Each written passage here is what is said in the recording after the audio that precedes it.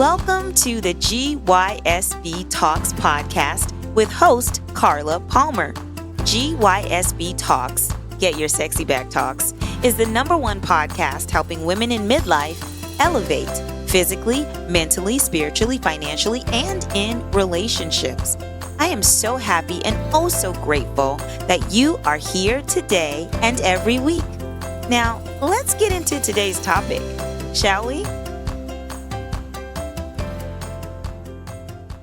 Hello, everyone, and welcome to another episode of GYSB Talks. I am your host, Carla Palmer, and today we are joined by the lovely Carey Gaynes. Hi, Carey. Welcome to GYSB Talks. Could not wish to be anywhere finer today, Carla. Thanks for having me. I'm so excited to have you. Today we're going to be talking about dating with confidence in midlife. And Carey is a dating and relationship coach that I stumbled upon when I was scrolling through YouTube. And I said, oh, who is this lady? She is awesome. You have the best advice. Thank you. Thank you. It's just common sense, good common sense advice, I think, right? I mean, sometimes I'm wowed by what you say. How did you get into dating coaching? Yeah, I was going to say, it's been a lot of years. So there's a decade here of, started as a matchmaker and segued into coaching. But relationships were really always my jam.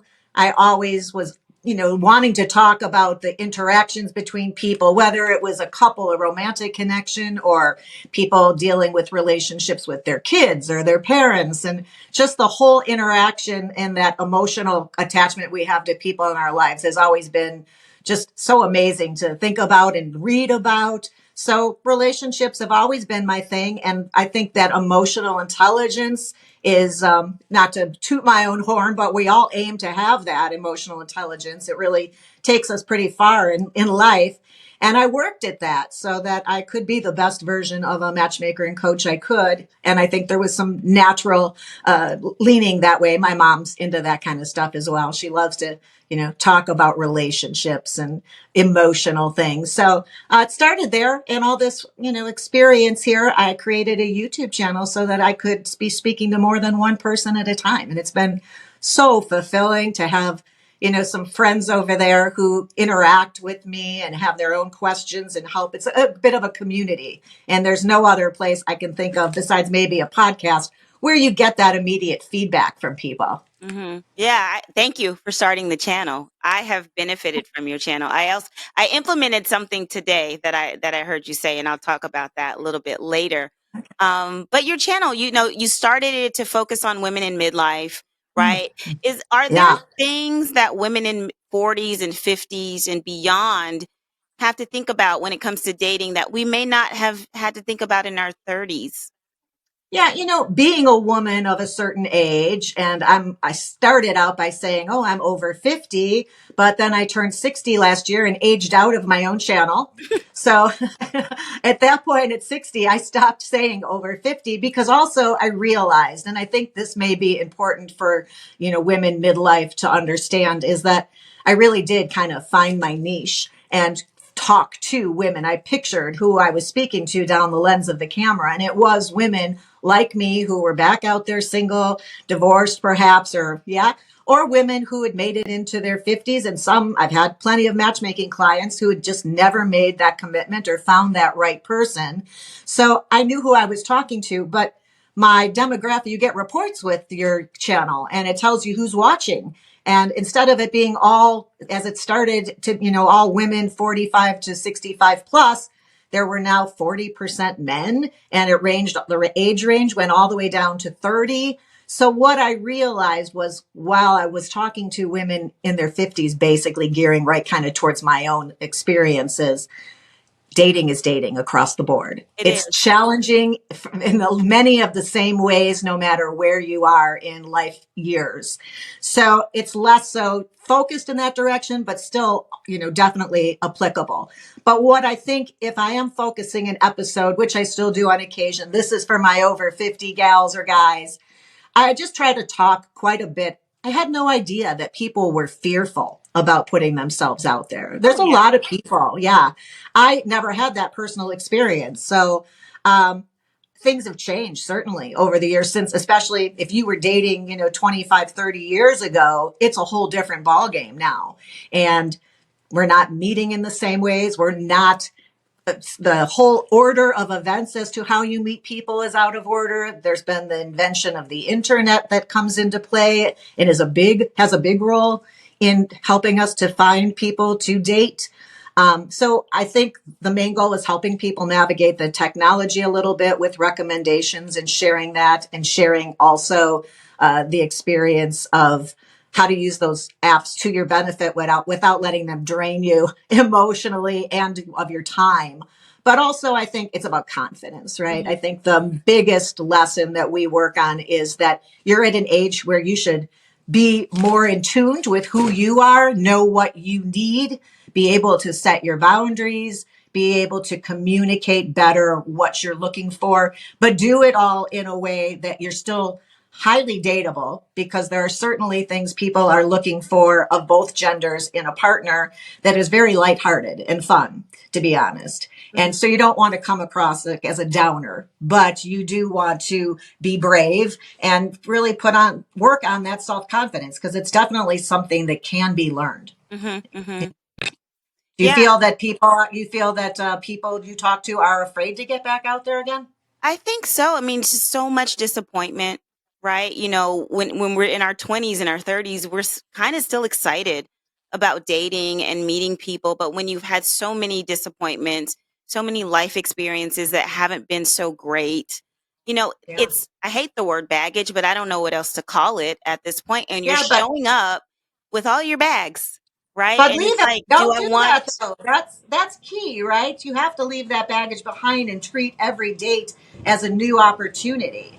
And I think that bringing that all with you just starts in such a negative way that you have to have what I consider like an elevator mm, pitch, kind of. That's 2, 3 sentences that they can haul out on a date when somebody asks them that question about, why are you still single? Or how did your last relationship end? Or why did your marriage not work out?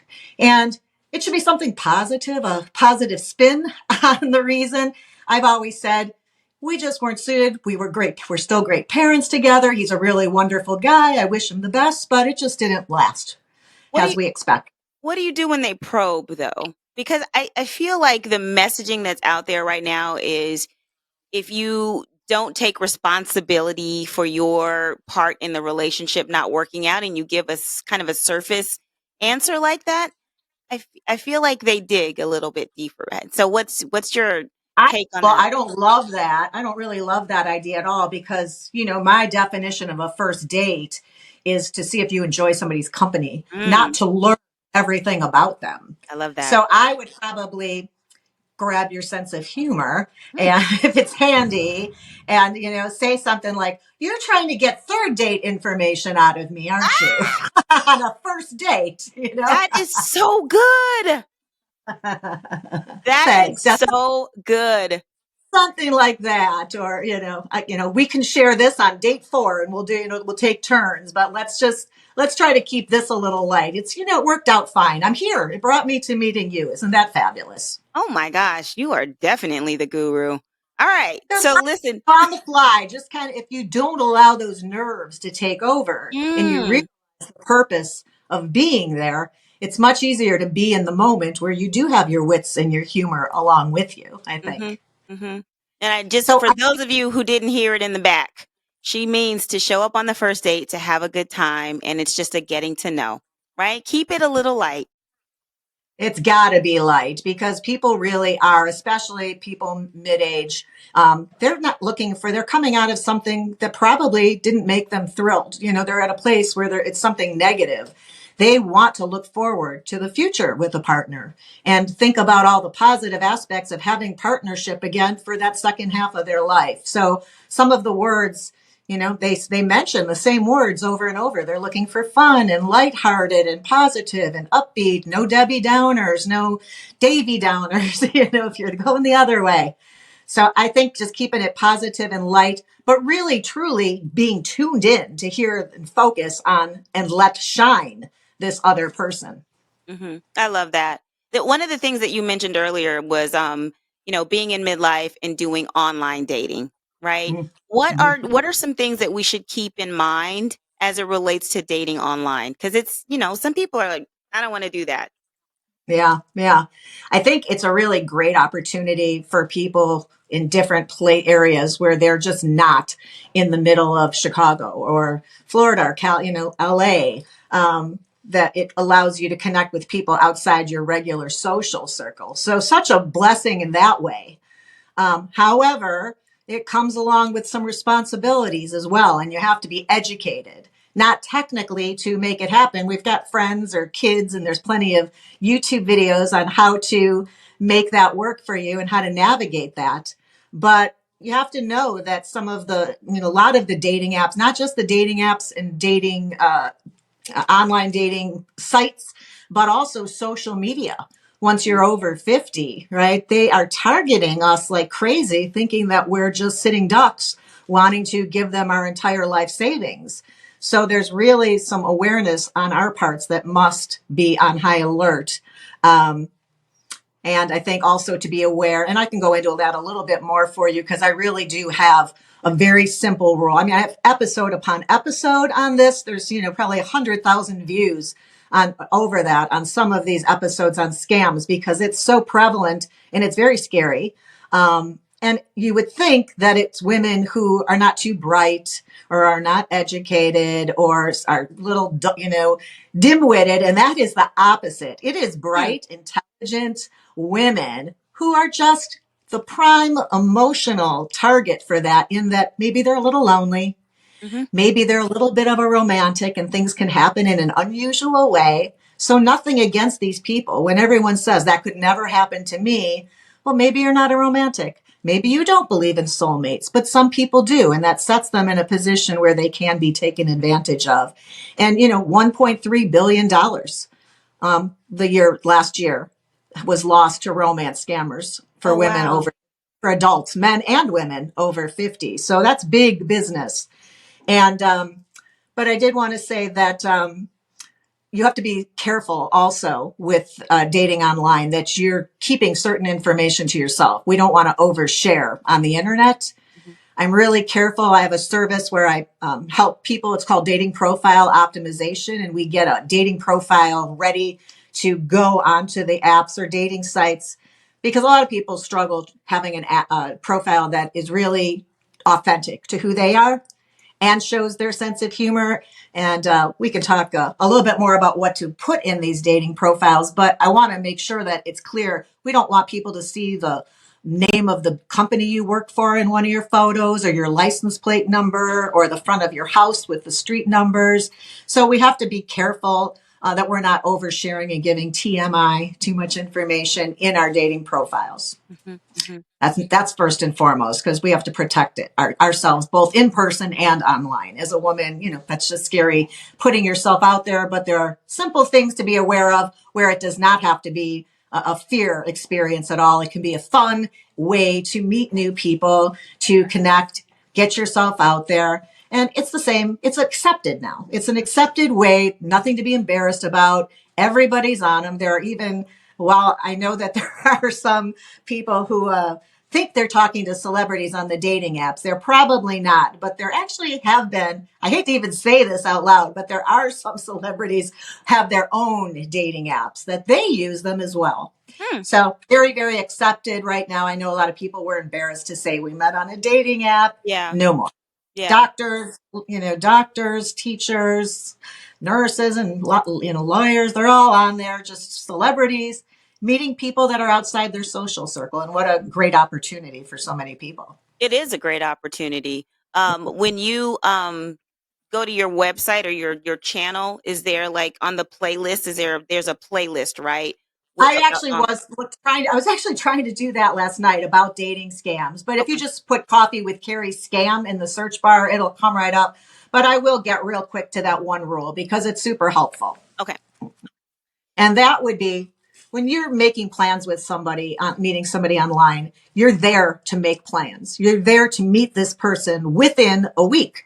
Because if they're not around, you weren't there looking for a pen pal to start with. So why are we going to talk to somebody who tells us they're not in our neighborhood? We've got our parameters set on these apps. So if it's 30 miles to start, if they're not within 30 miles of you today or within the next few days, then you say to them, oh, you're not in town, you're out of the country. Well, you've got our conversation here. Just hit me up when you're back in town and we'll grab something to a beverage together or a walk. But you're not going to let yourself get sucked in by talking to somebody who isn't available to meet you within a week. So my phrase, easy to remember, is meet them within a week or delete them. Because all these people, so many things in common with these scammers. And most of the time, they're just living far away. They're out of the country. They're in the military. They're on an oil rig. There's all these very basic things. You read any article about this, it'll tell you how similar they all are and how quickly they love bomb you and you're so special. And I'm sure you are, but I'm sure that somebody on the internet doesn't know that after 3 hours of talking to you, right?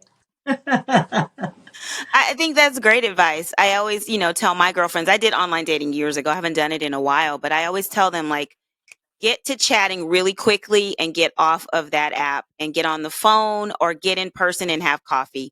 Right. And that's Yeah. what I say. And I don't know what you think about this, but I don't like going to fancy dinners on the first date. That makes me You and I uncomfortable. differ a little bit here. So we agree on some of this and we disagree on some of I this. love it. I agree with you 100%. No fancy dinner. That's too much pressure on a first date to be spending 3 hours with somebody, that type of an investment financially and time wise. But also, I know that you're a fan of the coffee dates, and I'm not. Okay.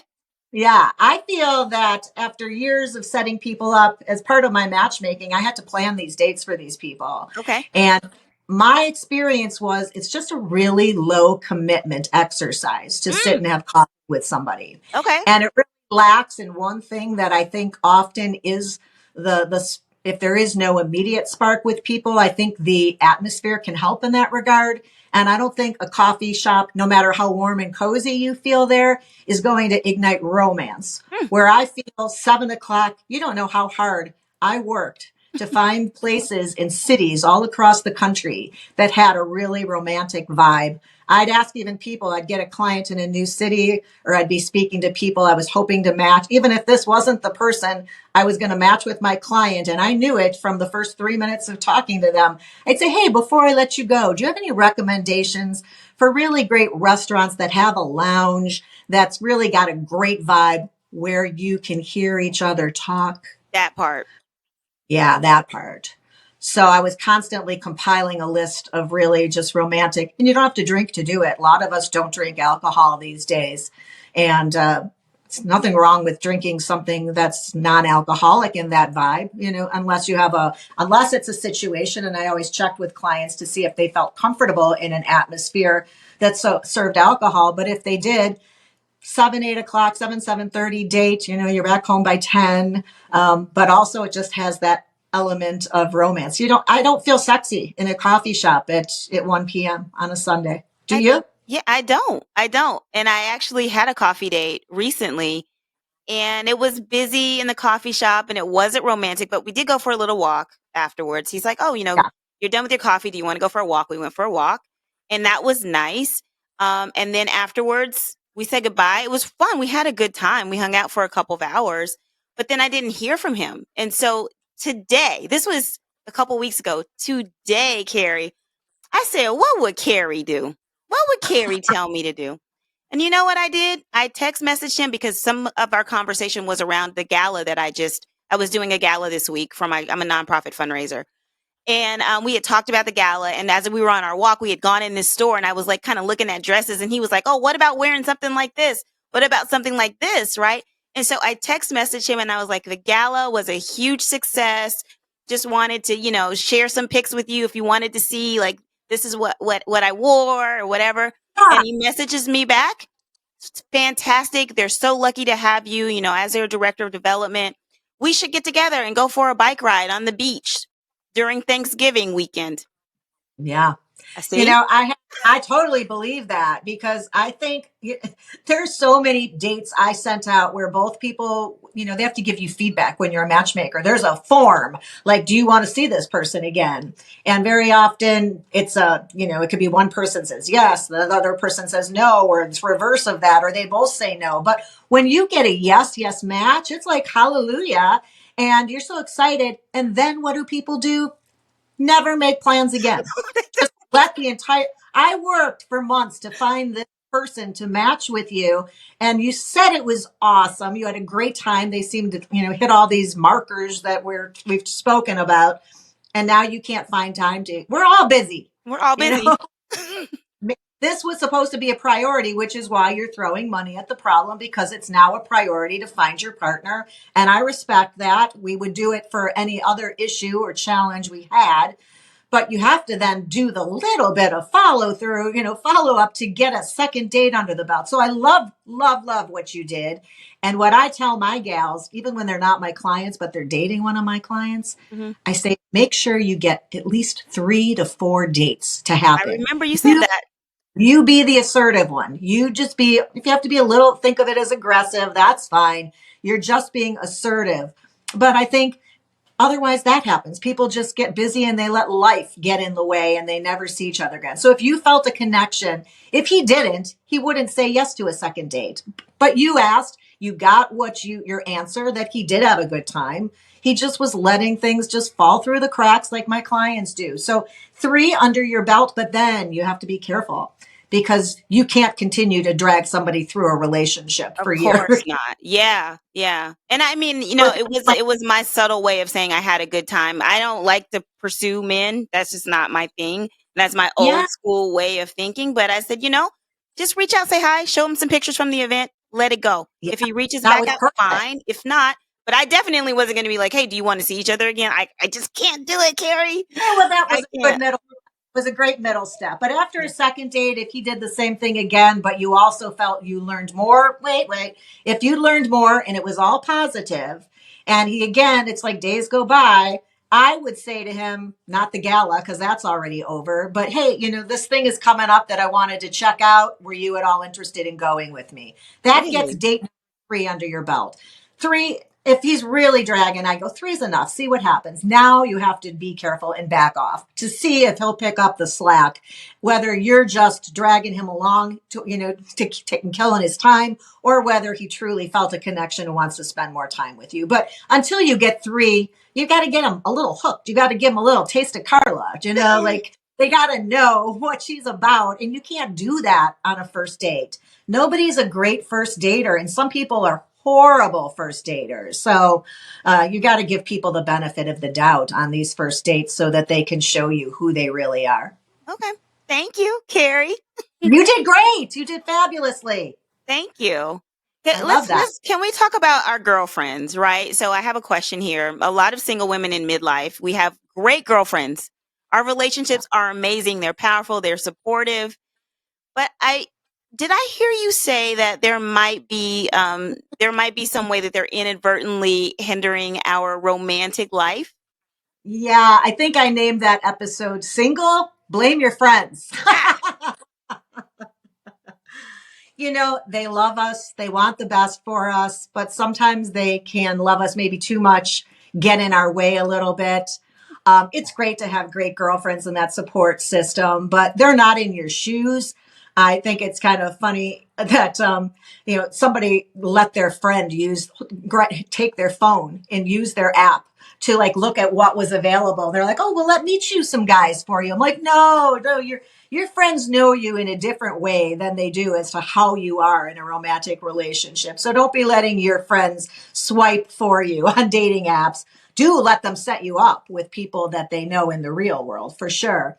But be careful with the dating apps and letting your friends in. But I think that, as much as they want to be helpful, they, if they're married, they may have some ulterior motives, not in a harmful way, but even subconsciously, they still want you to be able to either be married like they are, so you can double date.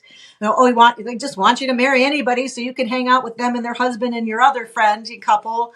Or they are jealous that you're single and want you just married off a little bit subconsciously.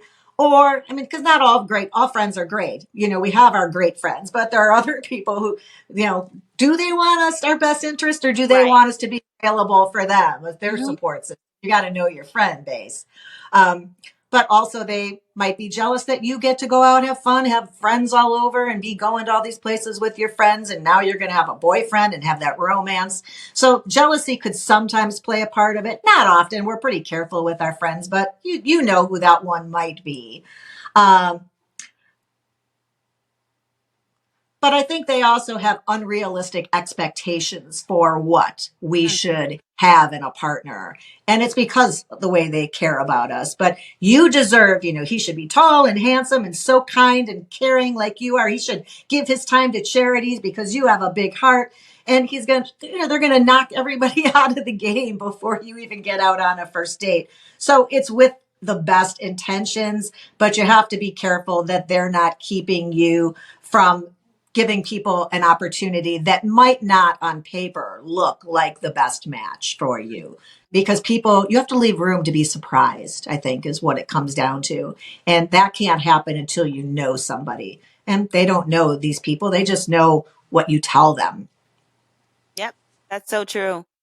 Be- I go ahead. You forgot something? I'm sorry.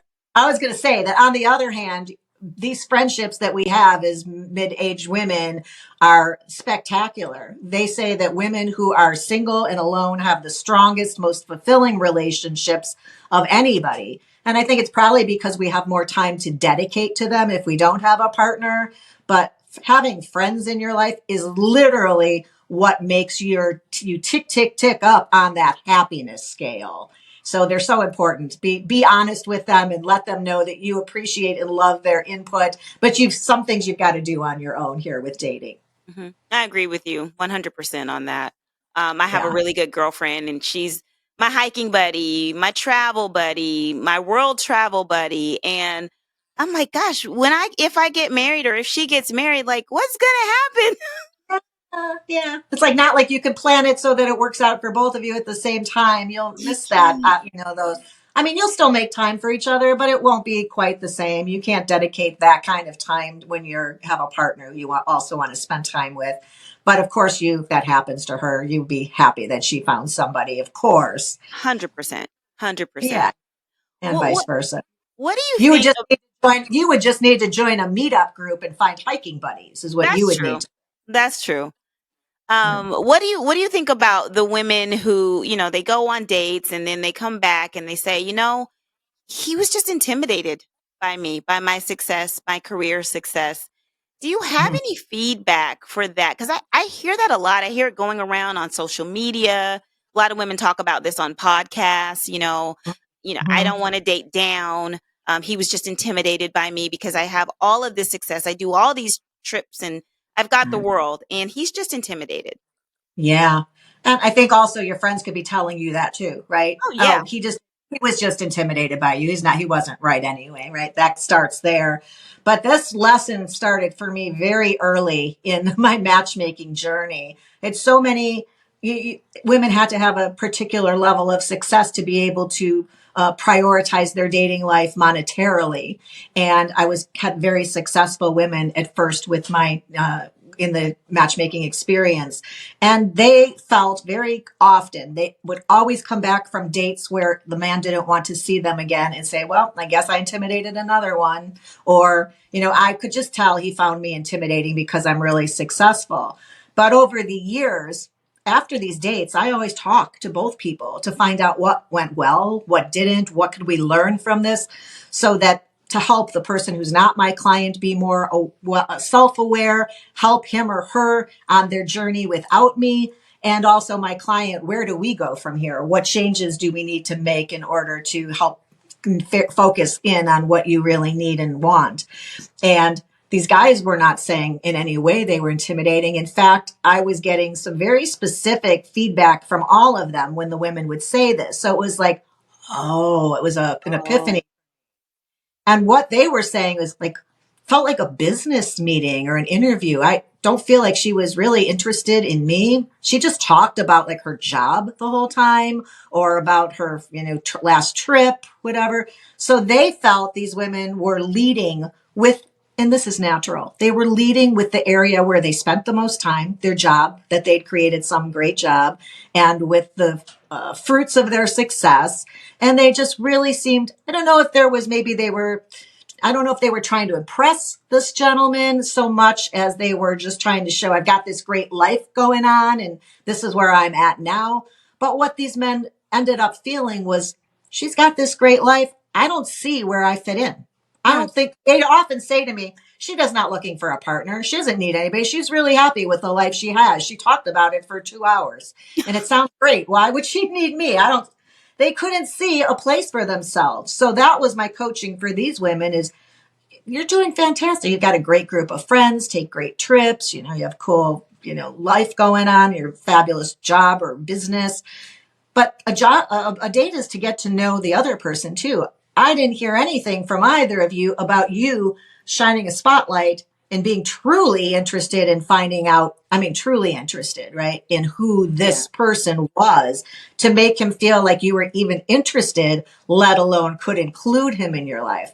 So I just kept seeing that over and over, that men felt, they weren't telling me they were intimidated. They were telling me they couldn't see that there was a space in her life for him and that maybe she was just fine on her own if she was just, had it all filled up all the hours of the day with all these things she was enjoying. So I would just say to my clients, women, if that's you and you're getting that kind of feedback where you're talking about your great life, which you should be proud of for sure. You created that for yourself and we all want that, is to also make sure that you state something, but these things or these trips will be so much more enjoyable when I have a partner to share them with. Mm.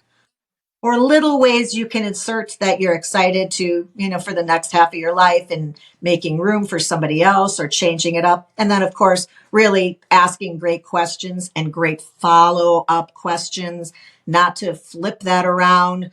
If you watched any of my videos, Carla, you've heard me talk about how this follow-up questions are gold.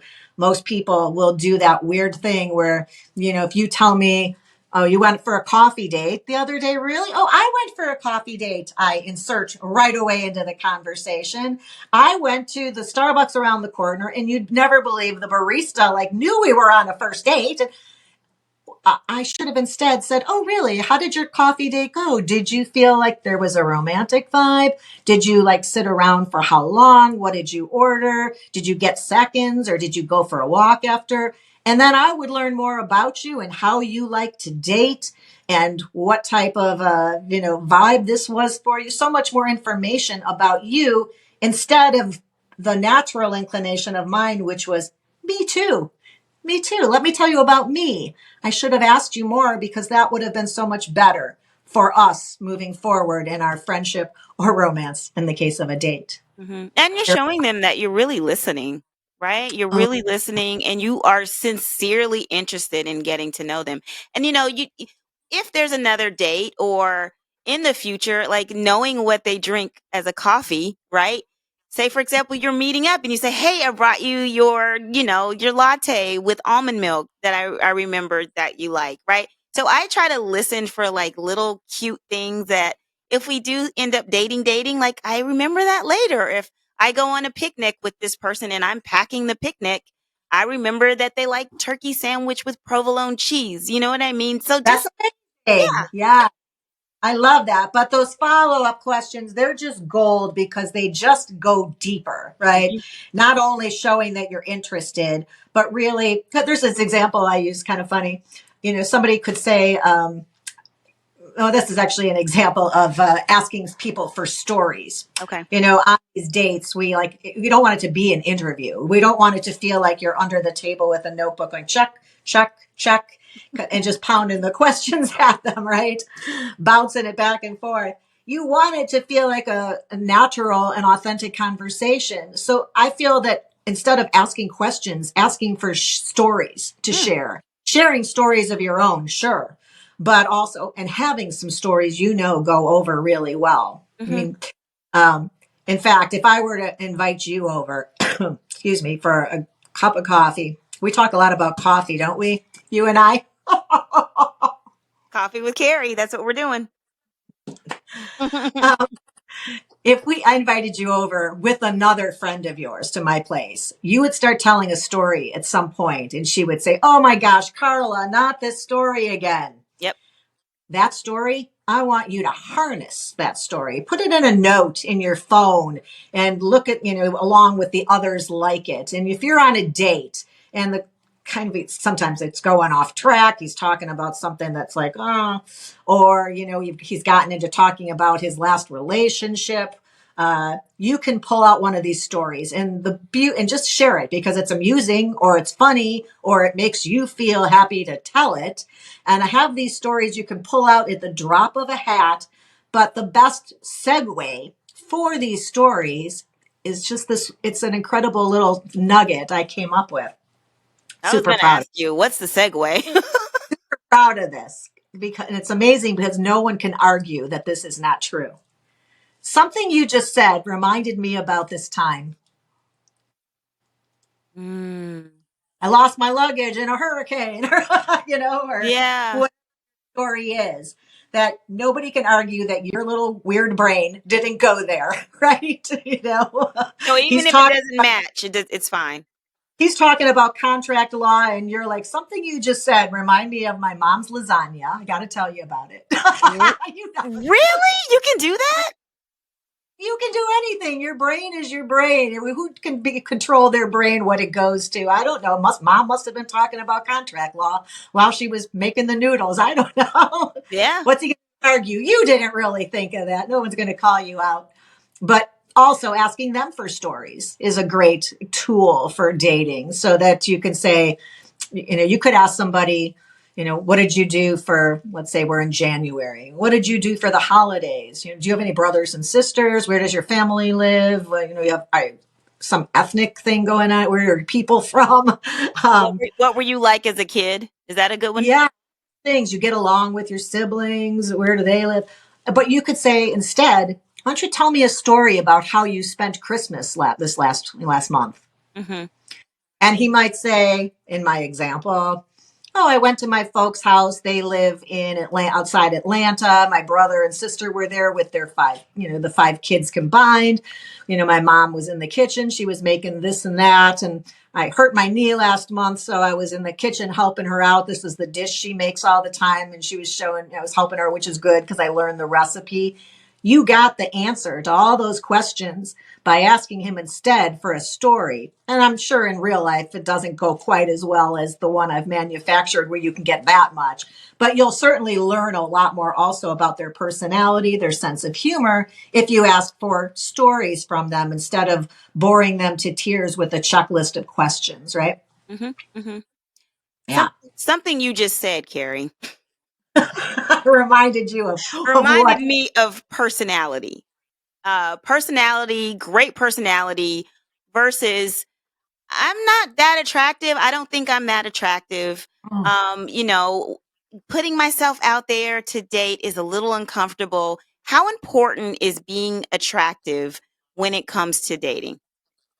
that's, I laugh because my titling always makes me laugh because I struggle with having these conversations sometimes it is interesting with people, but then having to talk to thousands of people, you want to put it out there in the right way. I think the title on this episode that you may be alluding to Too was called ugly to date. Too You have Ugly to. one. You have two of them. One's too ugly to date, and one is do looks matter most.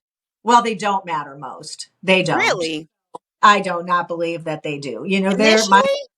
My mother always said there is somebody for everybody. And I believe that is true in my experience as a matchmaker. Okay. And I think that there are a lot of other qualities, and there's studies that show a lot of other qualities that come in right in there with good looks. I mean, I'm not going to tell you looks don't matter. That would be gaslighting you. We lead with our appearance, which is why we should always do whatever we can to maximize what we have to work with. And I think that's very important because all of the work you put in to go out there and present as your best self is going to allow you to have the most confidence on a date. And Yeah. I think that the confidence is key. You've seen really handsome men with women that you're like, really? How did Right? that happen?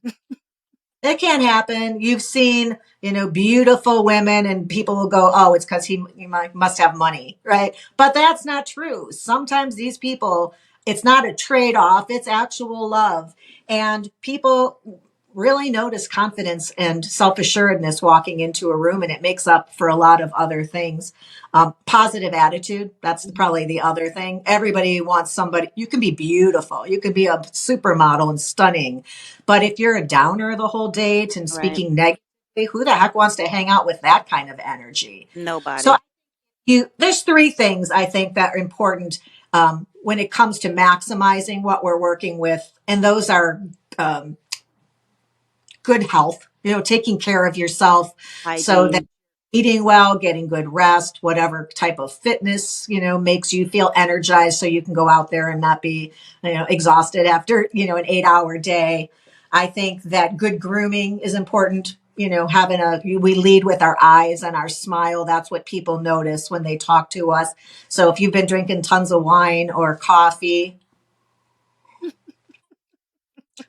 we have to sip every time we say coffee. Is this the drinking game we've started? I think. I like wine and coffee. So, those whitening strips definitely help. That's where I was going. They really do. If you've got 30 years of wine or coffee stains, just a little, if you're not want to see your dentist, great. That's what I do. I've got Free for Life, bleaching gel, as does my dad, who's 83. But Crest white strips are recommended by dentists. Also, eyes, you want to make sure that you're well rested and not walking in with bloodshot eyes. You want to smell nice. You want your breath to be nice. So your dental health is also important in that health area. And I can't stress this one enough. Good posture. I Mm, Good posture is a language unto itself, and it communicates way more than most people think about. You've got lovely posture. I see you sitting there, and when I say the word posture, I like go inward and like, how am I sitting as I'm saying this? I was pretty proud of myself because my natural tendency is to like do this, right? I do that at But work. working on it, and it's paying off. So you can get better at bad posture, but being open to a person, facing them. Although I do have a little insert here for date conversations. I don't love the date where you're sitting across from a person like this. Really? What do you like? The side by side? No, I don't like that either. I don't like this because it feels like it automatically throws us into interview mode. Okay. I like corner sitting Mm, on a table, right? A table, yeah. find a four table instead and sit on a corner so that you're, that little angle. Or even if you're having something in a sushi bar or, at a regular sitting at a bar having a sparkling water or a glass of wine, sitting at a bar and angling your chairs towards each other, much more intimate conversation, much less likely to go down that path of feeling like an interview. Mm, So, and much more easier, easy to reach out and put your hand on somebody else's or let them touch your arm or, reach out and touch them to make a point. So I prefer that. And you now know, I've totally, yeah, go ahead. you were talking about hygiene and all of those things before you said about the sitting close to each other. I Yeah. mean, your breath is going to be important. You're closer. You can see your teeth. You can Mhm. smell you. All of those things that matters, right? And when you start dating, don't loosen up too much. Right. You got to have that limit. I have a horrible habit of saying that you have 2 drink minimum.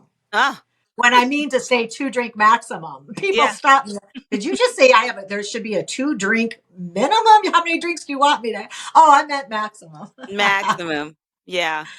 I think the key here, also, when I know we're talking about looks, but these are the things that come up that people say are up there and Mm, more important than good looks when studies. People want somebody who's got a curiosity about them and about life.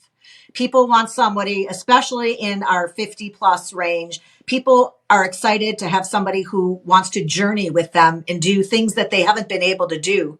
They don't want to sit at home and raise kids again. For the most part, I'm talking that my brother ended up doing that, but oh boy. most people want to enjoy the second half of life in a very brand new way with a partner who's probably a little different than their last one, because that's the spice of life. And they want somebody who wants to go out and do stuff who doesn't want to just hang at home. So having that energy and a curiosity about you, people find that very attractive. And they also want somebody who is passionate. They say passionate about somebody. I'm not a fan of that word. It just doesn't work for me in this context, but I know it, and we all know what they mean. They want somebody who feels joy about something. Mm. And I will have people say, I have something that I love to do. It would be great if they also had something they loved besides me. And it doesn't to, have to be the same thing, right? Is that what you're saying? no, and maybe they could teach me, Mm. or maybe they could just continue to do that on your own. I'm Mm. never looking for people who totally align in their interests to match with one another. I Okay. think you have to share values and you have to share, your a lot of things, but I think interests, a nice overlap will suffice. And then having interests of your own, that's what keeps it interesting. You don't Mm. want to merge into being one person. So, that's like the relationship coaching part that we're not getting into today, but you've got to allow this person their individuality. So Okay. maybe you go, they love to play tennis and you're like, not my jam.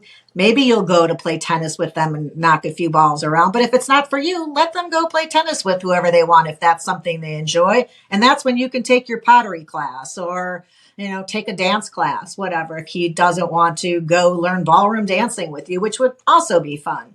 So having your own distinct interests, a passion in life, people just want somebody, it doesn't matter if you're gorgeous. It matters that positivity, that energy, that outlook, and forward thinking. I think those are much more important. But obviously, as we've discussed, do your best to bring your best self always in all areas, not just your looks, but in, your all parts of your attitude.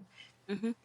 Leaving And, that day, as I always, leaving that day outside the door, no matter what it was like, oh, walking in front and being in that moment so that you're prepared to open up and learn who this person is and share a bit of yourself.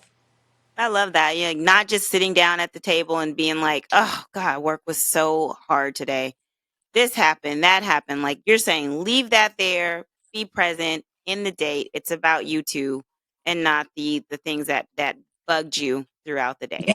Got it. And use that door jam as a reminder, right? As Mm. you enter, I'm going to be in the moment when I pass this line here and just focus on being right here, right now. Not waste Mhm. the opportunity. Yeah, or their time. And Um, yours. yeah, right. Don't forget about me. I have a couple more questions. In your Yeah. coaching, what mindset shifts do you recommend midlife daters enhance to enhance their overall dating experience? I know we need to shift a couple of things. So, what are they? Well, I think, I don't like to repeat myself here on your podcast over and over, but I think there's nothing I can stress more than being authentic and being yourself and confidence. I talk about confidence being key in practically every video I say to my, people who watch, my friends on YouTube. I know you've heard me say this before, but you'll hear me say it forever because it really is a big difference. You're at a place in your life coming from a situation, but that is your experience. That's not who you are. These experiences, of course, have made you who you are, but hopefully that's stronger, more understanding of yourself, more empathetic and sympathetic of a human. And hopefully you're giving yourself that own grace that you can go out there feeling that you have the right to be who you are. Don't bring that baggage with you. Use it to launch you into that authentic, positive person that you can be if you so choose. So I think to really leave, like, make it that's your life goal, like make that door boundary we were just talking about, your own garage door, your front door to your place, that when you step over that, you're just going to leave your any stinking thinking, as they used to say back like in the 70s. You're going to leave that there. And your attitude out there in the world makes all the difference. You have total control of that experience you have in the world. By what you put out, you reap. Hmm. I'll never forget a day, to share a quick story with you, Carla. I was just dating my husband at the time, and I was double thinking that. I was like, am I going to do this with him? He wasn't nice yesterday. I'm like, oh, I don't know. I don't even think anybody notices me anymore. I'm getting older. I'm 23. No one's like looked twice at me in 2 years while I've been dating him. Maybe I've just maybe I don't have it anymore. And I was like, but I can't, I'm not going to get married to somebody just because it's my last chance. Yeah. So that day I was like, hey, you know what? I'm single woman. I know who I am. I'm confident. I like myself. I'm just going to go out there today and just be upbeat. I'll tell you, I made eye contact with about 4 fellas that day, and they would do that. And it wasn't I changed anything about the way I looked or I Attitude. changed my attitude. I met on Michigan Avenue in Chicago. I made eye contact with a fella. This would be scary these days, but back in the day, this was the 80s. He chased me down the street, put money in my meter, and asked me out to coffee. Oh, And I was like, that's oh, I cute. still got it. Did you go? But what was that? That was just a shift in my focus and the way I felt about myself. I'm like, hey, I'm a strong woman. I'm still a sexual being and I still have it. I feel good about what I can bring to the world. And that was really all that was required to make that difference. Mm-hmm. So if you can always, try to bring your positive spin, walk out there wearing your rose colored glasses, choosing to look through that lens Hmm. as opposed to your woe is me one, which we sometimes all, we can get there. Life can get you down. It's a struggle Yeah. sometimes, but we get to choose, which version of ourselves we want to take into the world every day, Mm-hmm. I think. Yeah, I think so too. I also think a lot of people in my audience will want to connect with you. So Hmm. I want to know what coaching programs you have coming up or any events. How do people stay connected to you? Because they're going to Well, want to. appreciate you doing that. Thank you. I would love for your friends to become my friends too, and vice versa. I can be found twice a week on YouTube with my episodes on Coffee with Carey, and that's where I feel right now they're going to get the most ongoing benefit. Right, these videos are all geared towards people who are single and wanting to be their best selves out there and make a connection. And with that being said, I just recently, I told you I was working on something last time we talked, and I finished it, and I'm super excited. Yay! Yes, thank you. It's called, I have to even look up. I have to write down the old title. The Okay. Ultimate Guide to Meeting People in the Wild, Unleash the Magical World of Real Life Connections. So I am in a big swing to help people who are burnt out on the apps or just need to take a break, we all have to walk away and take a little hiatus every once in a while. But we really got away from talking to people in person and just walking around with our faces and our phones and the whole COVID thing. We just got into our own heads and stopped putting ourselves out there. And I'm a huge proponent of talking to strangers. I Me have lots too. of videos talking to strangers. And if you're not comfortable, start with old people. And then you'll easily be able to segue into talking to people you might actually be attracted to.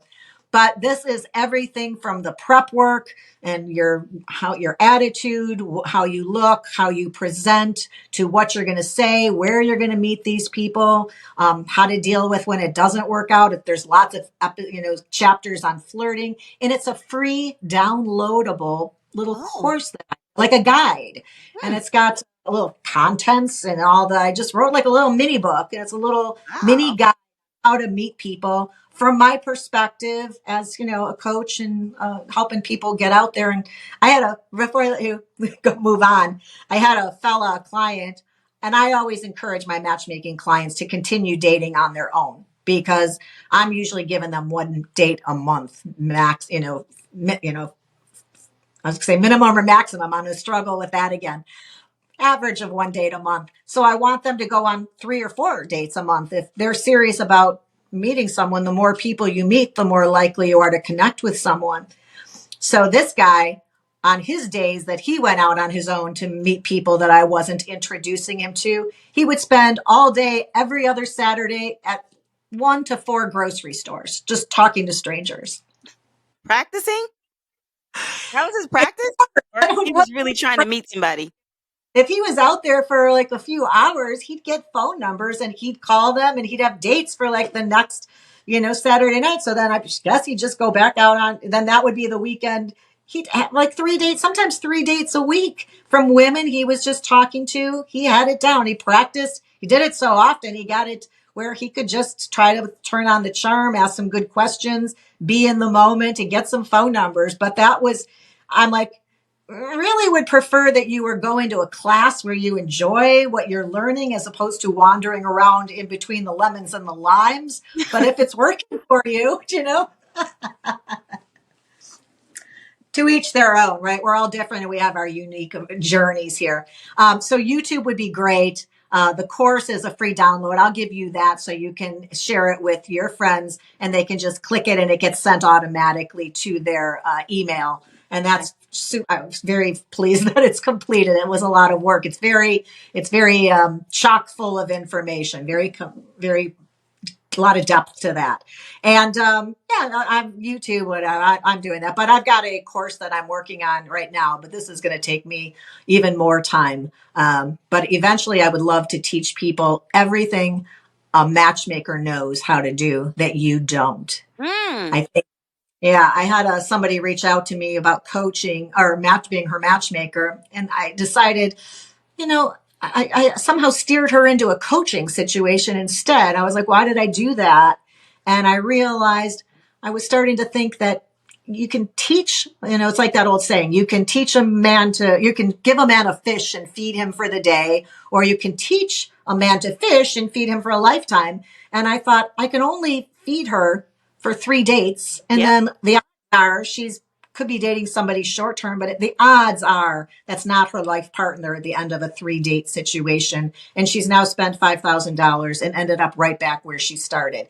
Can't I give people more value and teach them what I did to find those 3 dates so that it's a repeatable thing that they can do? And I think I can teach that. So that's what I'm working on now, is really breaking all my processes down to be able to impart that to people through a video, to some type of a video thing, which I'll figure out how to get to them at some point. But that's exciting. So lots of stuff on the horizon, and there's 2 episodes every week. How many times though? How often are you putting up episodes here? I put up episodes twice a week too. So I do full episode on Monday. It's either a solo episode or an interview, and then I have 3-minute Thursdays where I just talk Oh, about something for 3 minutes that I want to talk about that day. yeah, you did the coffee one. I saw that. That was how I knew you did that. I was like, oh, she likes coffee. That's how I knew we didn't agree on the coffee dates. Yeah. I was like, how does she know that? You've been You think paying attention. I watch your stuff. Well, I listen to your stuff too. It's a great podcast. I really Awesome. love that you bring in that kind of energy out there to women, and they're all getting their sexy back. It's amazing. Good messaging. Good messaging. Thank you. Okay, so 2 questions I ask all my guests, right? So when you first heard the word sexy, whatever age you were, what did you think of it, and how has that word evolved for you? Like, what's your definition of it now? Yeah, it's funny because I really had to put myself into a state to go back, because I'm really bad with having early memories. Okay.